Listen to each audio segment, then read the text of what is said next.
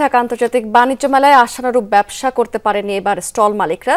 দাবি তুলেছেন মেলার সময় বাড়ানোর জন্য। বলছেন শৈত্যপ্রবাহের কারণে মেলার শুরুতে তেমন কোনো দর্শনার্থীরা আসতে পারেনি।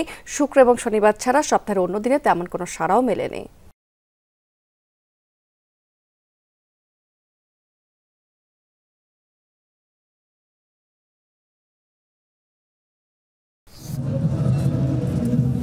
পহেলা জানুয়ারি বাণিজ্য মেলা উদ্বোধন করেন প্রধান উপদেষ্টা ডক্টর মোহাম্মদ ইউনূস। কিন্তু শৈত্যপ্রবাহের কারণে স্টল প্যাভিলিয়নের সাজসজ্জায় পার হয়ে যায় প্রথম সপ্তাহ।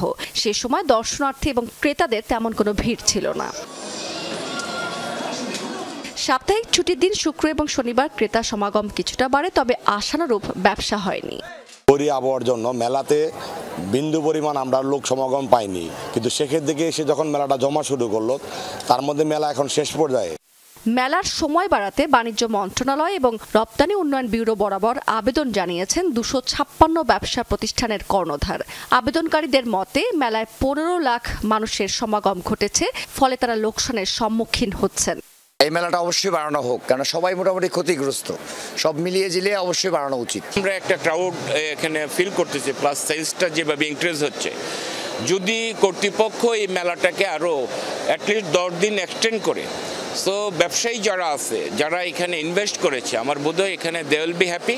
বিদেশি স্টল প্যাভিলিয়নের প্রতিনিধিরা বলছেন পরিবহন সমস্যায় পণ্য আমদানিতে সময় লেগেছে। এখন মেলার সময় বাড়ানো না হলে তাদেরও বড় ধরনের আর্থিক ক্ষতি হবে। কিছুদিন আগে আমাদের 7-8 দিন আগে মালটা ঢুকছে, তো এখন রানিংয়ে মেলাটা একটু জমে উঠছে। যদি মেলাটা যদি আর 2-1 দিন বা কিছুদিন বাড়ানো যেত, আমরা খুব একটু ভালো অবস্থায় থাকতাম। প্রথম দিক দিয়ে ওরকম কাস্টমার পাই নাই, কিন্তু শেষে মোটামুটি ভালো কাস্টমার চাপতেছে, বাট আমাদের সময় নাই।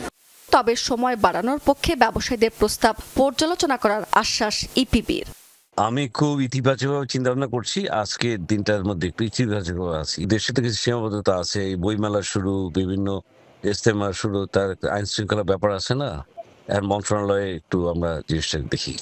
ব্যবসায়ীরা বলছেন অন্তত 1.5 সপ্তাহ সময় বাড়ানো উচিত। রাবেয়া স্মৃতি, যমুনা নিউজ।